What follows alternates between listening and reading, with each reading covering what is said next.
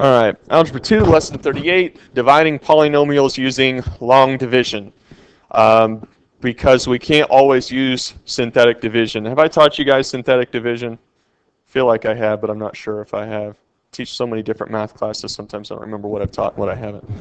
Polynomial long division is a similar process to integer long division. If you know how to divide out in the process of dividing long numbers, for instance, if we said like 5,276 divided by 2, right? The process, right, if we understand just integer long division, we can understand polynomial long division. I want to know how many times 2 will go into 5. How many times does 2 go into 5? 2 won't go into 5? Goes in twice. Okay, 2 times 2 is 4. Okay, so we get that. All right, and then I subtract, right? I bring down a 1, I bring down my 1, and then I bring down a 2, right? How many times will 2 go into 12? 6 times. Okay, so I bring down that 12 and I subtract. I get a 0 and I bring down a 7. How many times will 2 go into 7? 3 times. Okay. Let's see. So 2 times 3 is 6. Okay, so I subtract. I get 1 and I bring down the 6. How many times will 2 go into 16? 8. All right. So 2 will go into 5,276, 2,638 times. What I want you to see in here is the process, okay? Because the process is exactly the same. If you can do this, then you can do polynomial long division, okay? We're looking for, 2 times what will go into this, all right? So there's multiplication happening up top, right? All right, we're taking that product, we're putting it below, and then we're subtracting it, getting the remainder, and then bringing down the next number. Okay? Then we start all over again, but we're not basing it upon this top inside number, the dividend, but by our difference. Okay? So, with that in mind, right, this is what we're going to be looking at. Okay, we have a divisor, just like 2 is our divisor, x plus 1 could be our divisor. We have a dividend, just like our 5,276 or whatever it was, or 5,726, I don't remember now. We'll get x squared, maybe plus 0 minus 1. Notice, though, that if there's no regular x, we plug in a 0, right? So we have to have those placeholders for as many values all the way down from our first exponent with first variable with said exponent all the way down in descending order. Okay? So this might read, what is x squared minus 1 divided by x plus 1?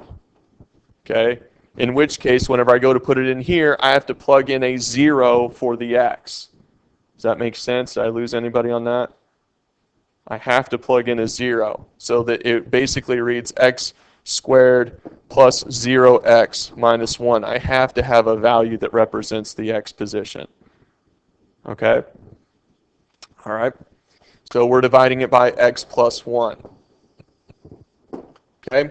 So what I'm looking for in here is x times what is going to be x squared? Well, it would be x. X times x is x squared. At this point, I run this x's multiplication back through all of this. Okay? X times x is x squared. X times 1 is x. Okay? So I bring that product down here underneath, and then I subtract. Just like how we subtracted back here, 5 minus 4. Okay? All right, so x squared minus x squared is 0. 0 minus x is negative x. Okay? That's my remainder. Then I bring down the negative 1. Okay? So now I have to I'm trying to find x squared plus 1. I need to get into negative x minus 1. Okay? Well, it won't go in x number of times because I'm not multiplying by x anymore. okay, because x times any other x is going to be x squared or bigger. So I multiply by negative 1. Negative 1 times x is negative x. Negative 1 times 1 is negative 1. Subtract negative x minus negative x. That's the same as negative x plus x. My x's cancel. Negative 1 minus negative 1 gives me a remainder of 0. Therefore, x minus 1 is a factor with x plus 1. Super duper confusing? Okay. Did I teach you guys synthetic division? Okay. Let me show you synthetic division with this question. Okay. So I'm looking at, we wanted to do x squared minus 1 divided by x plus 1, right? Okay. So I'm going to look at here. This is going to go in. I'm going to go to the coefficients. So what number exists in front of this x squared? 1. Just like up here, I need a placeholder for that x, which is 0, and then negative 1. Okay? Now I'm going to go to my divisor, and I want to solve it for 0. So x plus 1 equals 0. So x equals what? Negative 1. That's what I'm going to divide by. Okay? Now come the steps. I always bring this first number down. Okay, so I'm going to put this 1 down here. Okay, negative 1 times 1. I multiply out here. The same way I multiplied up here, except we're looking at it upside down. Negative 1 times 1 is negative 1. In here, I add. In here, I subtracted. Okay, all right, 0 plus negative 1 is 0 plus negative 1, negative 1. Okay, what's negative 1 times negative 1? Positive 1. What's negative 1 plus 1? 0. So I have a 0 remainder. Now, with these numbers, because this was an x squared, this is going to be an x value that's going to be one less exponent than this. So x minus 1. A lot of people, I think synthetic division is way easier, but a lot of people really struggle with it because it's flipped upside down. It's addition instead of subtraction. I've got to do a couple of things to get it in line there. Okay. All right, but we'll look at some questions here in a little bit to deal with that. Next thing we're going to talk about is graphing linear equalities in two variables.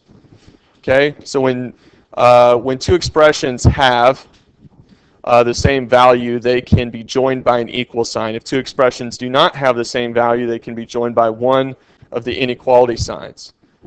Okay, so we have less than, greater than, less than or equal to, greater than or equal to. I think everybody's familiar with those. We've used those already. A linear inequality in two variables relates two variables, often x and y, with an inequality sign.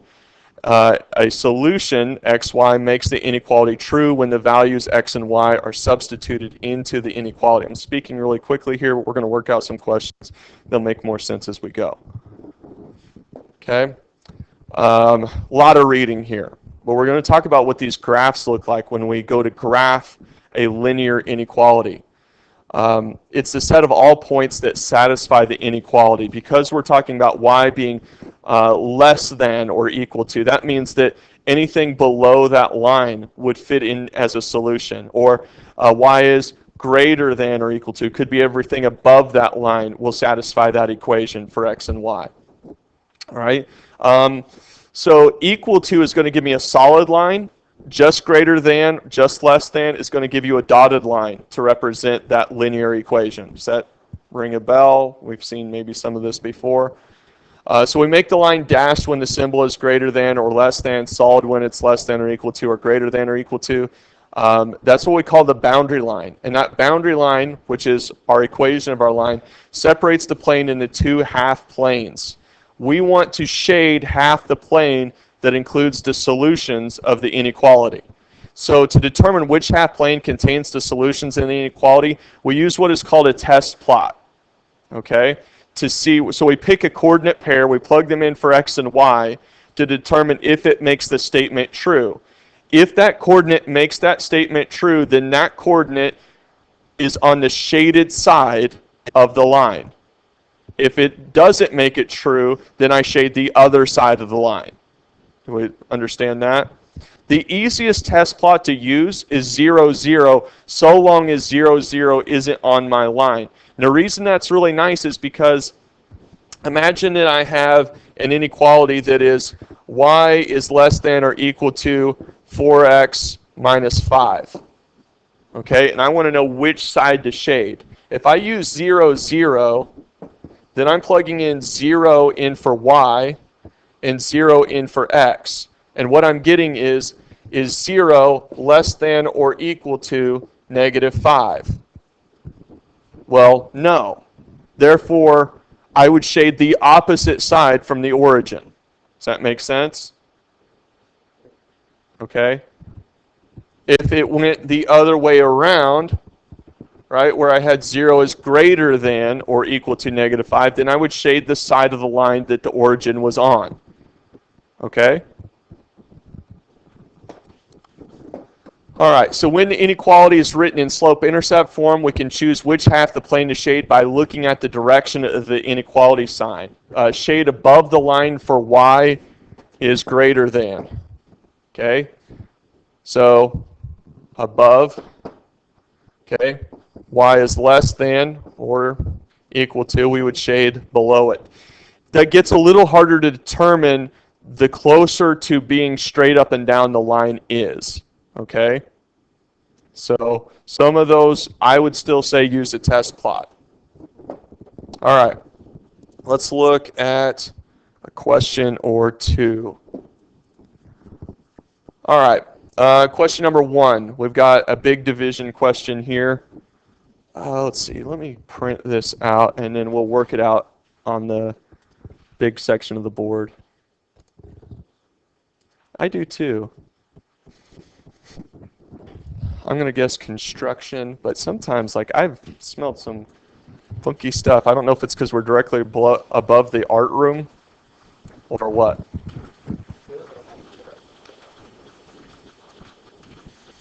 I'm going to guess it's something going on outside. Okay. So you guys have this page in front of you. All right. And, all right. So what we're going to do is we're going to set this up as polynomial long division. So I'm going to write this as negative 15 x cubed minus 26 x squared minus 32 x minus 32, and we want to divide by negative 3x minus 4. Okay, we're going to use the long division. So the first thing that we're going to look for is we want to get negative 3x into negative 15x cubed evenly. So negative 3 will go into negative 15 how many times? 5 times. Okay? All right, now we want to look at the x. The x will go into x squared. What would I have to multiply x by to get it to be x cubed? X squared. All right, and we should already know that we've done something right because I should lead off with an exponent that's one less than what I'm dividing. Okay? So now I'm going to take this 5x squared and I'm going to multiply it by my divisor. Okay? So 5x squared times negative 3x. Negative 15x cubed. Okay? 5x squared times negative 4. Negative 20x squared. All right? The next step is to subtract. Okay? And what should happen is that my first terms cancel. Correct? Okay? So now I have negative 26x squared minus negative 20x squared. Do you see the double negatives there? All right, so it's negative 26 plus 20. Should be negative 6x squared, right? Now what do I need to do? Before I divide again, I got to do something else. This is my remainder. What do I have to do after I have my remainder? Bring down the 32x. Okay, now I come back. I need negative 3x to go into negative 6. How many times will negative 3 go into negative 6? Plus 2, right? Because negative 3 times 2 is negative 6. Okay? How many times will x go into x squared? What do I have to multiply x by to get x squared? X. Okay? And you should notice these descending in order. It goes x squared, then x.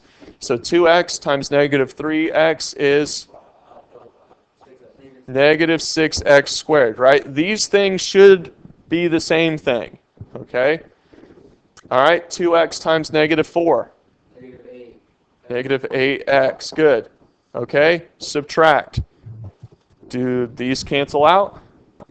Okay, so I have negative 32 minus negative 8, which is the same as negative 32 plus 8, which is negative 24x, and then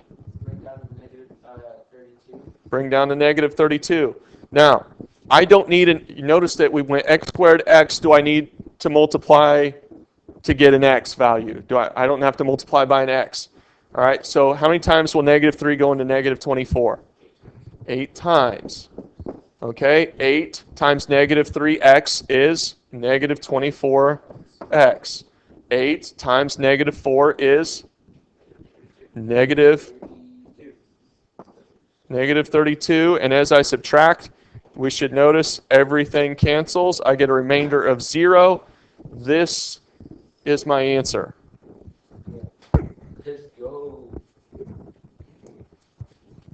Okay. Now, I'm pretty sure we could still solve this using synthetic division. Do you want to see it, or you get, if you understand this, you like this? Okay. All right. So long as you understand this, for sake of time, I want to skip down to about question number 6. Okay, you guys seeing question number 6? Okay, question number 6 says this. It says graph, we have y plus 6 is greater than negative 2x. Graph by making a table of values. We want to go ahead and get this in slope-intercept form. Does that make sense? What do I need to do? On. Okay, so I get y is greater than negative 2x minus 6. Okay? So let me just put it this way. Is that what is my y-intercept here? 1, 2, 3, 4, 5, 6. Okay, so that would be the first thing I would plot.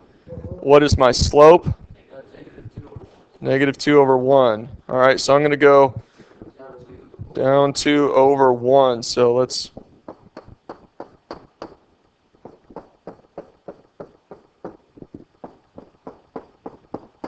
Okay, so down 2 over 1. Give me something like that. I'm going to go back to, or up to back 1.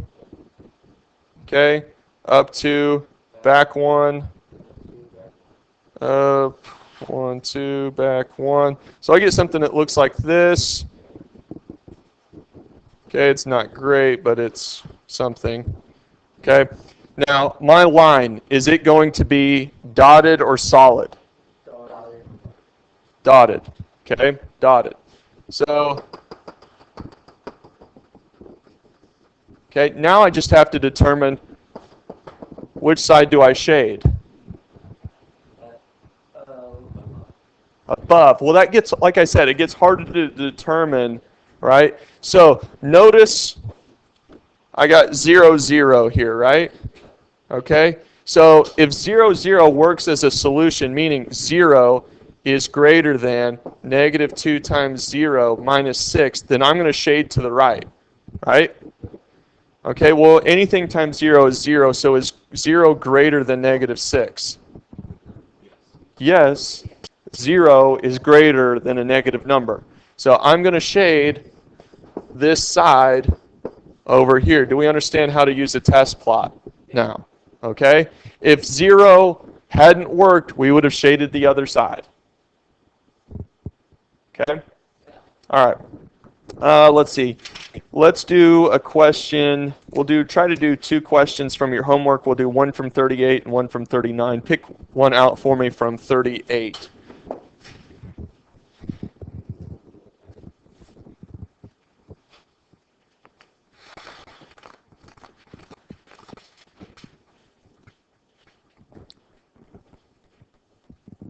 How about you want E or C? D? Okay, well, you're the first to pipe up, so I'm going to go do D. May not be the hardest question in here, but... well, I mean, maybe it's harder. I don't know. 2x cubed plus x squared minus 177x plus 594. And the question that you have is x minus 6 a factor? In order for it to be a factor, it has to go into it evenly. So we want to determine, does x minus 6 go into this without a remainder? Okay? So, help me out here. I need my first term to go into the first term. What do I have to multiply x by to get 2x cubed? 2x squared. Good. Okay, so now we multiply back. 2x squared times x is 2x cubed. 2x squared times x. Let's see. Hold on. No, sorry. 2x squared times negative 6 would be negative 12x squared, right? Okay, subtract, cancel. We have x minus negative 12. Well, that's going to be plus 12, right? It's actually going to be plus 13, right? Plus 13x squared. Bring down. Okay. Now we need x to go into 13x squared. What's that number going to be?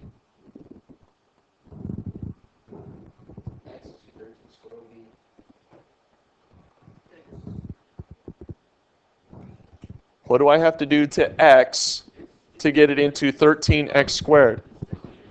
Multiply it by 13x. All right, so that's going to give you 13x squared. What do I multiply 13x by now? By negative 6. What's 13 times negative 6? Negative 72. 78. What? X. Okay. Cancel, because we're subtracting through here. I need negative 177 plus 78. It's going to give me negative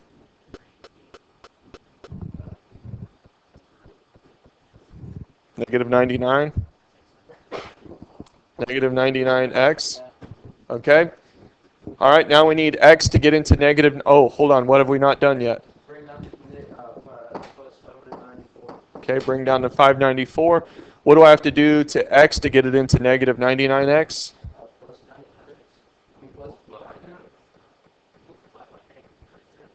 Negative 99.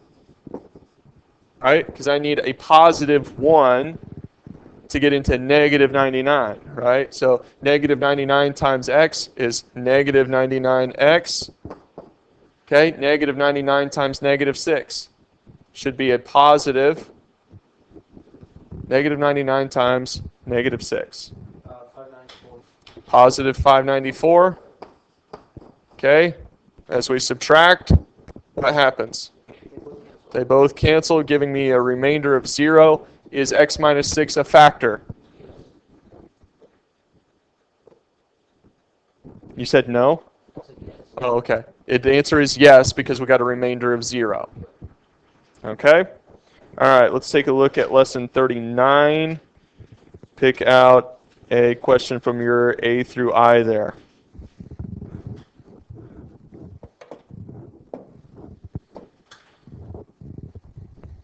Somebody besides Axel pick. I. Okay. Oh gosh, you give me one of these. School chef is making a vegetable side dish for lunch. Each cup of beans has 35 grams of protein. Each cup of peas has 48 grams of protein. He wants a dish to have more than 840 grams of protein. Graph the inequality that represents this. Okay. So let's, we have what? We have beans. Okay, beans equal, let's call it 35x. Okay, beans is 35x. Peas is what? 48, say 48y. Okay. Okay. So we want our dish to have more than 840 grams of protein. So if I have 35x plus 48y, it has to be greater than what? 840. Okay? If I want to put this into something that I can solve, okay, mainly an inequality, what do I need to do with that equation?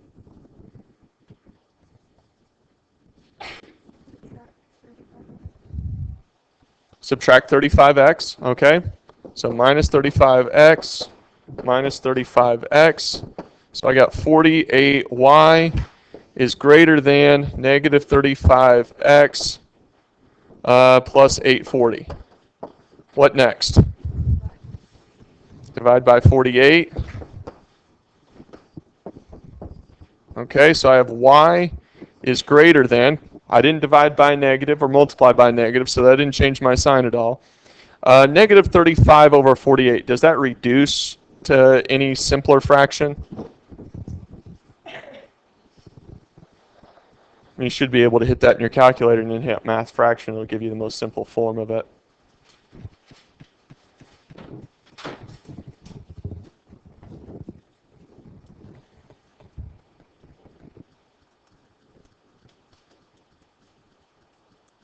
Nope, that's it. Negative 35 over 48x. And then 840 divided by 48. I get 17.5. Okay. So essentially what they would want you to do is to graph this where beans is going to represent my, let's see, and it can be a little different, but yeah, beans should represent my x-axis, okay? Peas would represent my y-axis. So if I was to, let's pull this down, okay? Just based upon this equation here, okay? Let's see, we got beans down here. We got peas. The other thing that you could have done is with either of these equations, use your x and y intercepts. Do you remember how to do that? Anybody remember x and y intercepts? That's where I would plug in 0 for x to get my y-intercept, plug in 0 for y to get my x-intercept. But in any case, so if I'm seeing 17.5 as my y-intercept, you know, let's say I'm going by 5s, so 5, 10, 15, 20, okay, 17.5, okay, is going to be like right around in here, okay. Then I want to look for that x-intercept, so I know, you know, if I got 5, 10, 15, 20, 25, 30, 35, 40, let's come back up here. We want the x-intercept. So what is 840 divided by, let's see, it would be divided by 35 and 24. Okay, so 5, 10, 15, 20, 25. So right around here. And then I would have, what kind of line am I going to draw? Is it going to be dotted or is it going to be solid? It's going to be dotted, right? Okay, so I'm going to get that. Notice that its y is greater than this. So if I used a test plot, should it include 0? Should it include 0, 0? is 0 greater than 17.5? No, so I need to go and I need to shade this side because 0, 0 is not a solution. Okay, does that make sense on how to do I? Okay. All right, I'm going to go ahead and hit stop there if you guys don't have any other questions.